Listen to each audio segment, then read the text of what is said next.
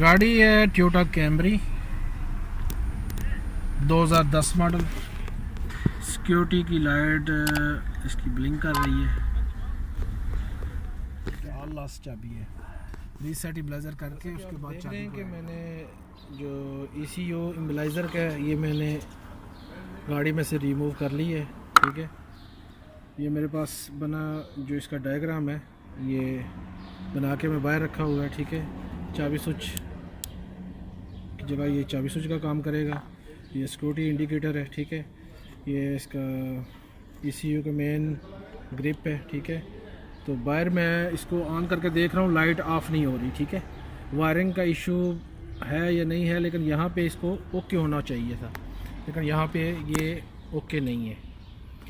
तो अभी मैं इसको प्रोग्राम करके तो देखूँगा कि ये लाइट ऑफ होती है कि नहीं होती। यहाँ पे आप देख रहे हैं ये लाइट ब्लिंक कर रही है। ठीक है, चाबी भी रीड करके देखूँगा, चाबी के अंदर चाबी की टाइप देखूँगा और ECU इम्बलाइज़र की जो फाइल जो है इसके अंदर मैनुअली इसका डेटा ट्रांसफ़र करूँगा चाबी का। ठीक है, जैसा कि आप अभी देख रहे हैं कि ये मैं चाबी लगा के ठीक है इसको अभी स्विच ऑन करूँगा। ठीक है, ब्लिंकिंग कर रही है। ठीक है, अभी दूसरी चाबी जो मैंने ऐड की है, ये चाबी जो मैंने ऐड की है, ठीक है, अभी आप देखें ऑफ ऑन और ये लाइट बंद हो गई। ठीक है, लाइट ऑफ। ठीक है, स्विच ऑफ करूँगा, लाइट ब्लिंकिंग करना शुरू हो जाएगी। स्विच ऑन करूँगा, लाइट बंद हो जाएगी। ठीक है, प्रॉब्लम इधर थी कि इस चाबी के अंदर थी, ये ट्रांसपॉन्डर सेम नहीं था।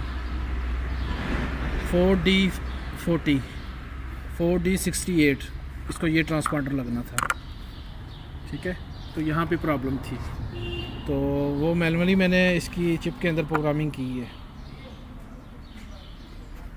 ठीक है, आप देख सकते हैं लाइट ऑफ है, स्विच ऑफ किया, लाइट ऑन हो जी फ्रेंड्स। तो ये वही गाड़ी है। ठीक है,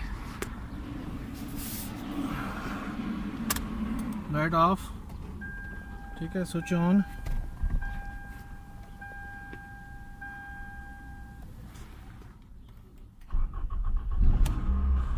अल्हम्दुलिल्लाह जॉब इज़ डन।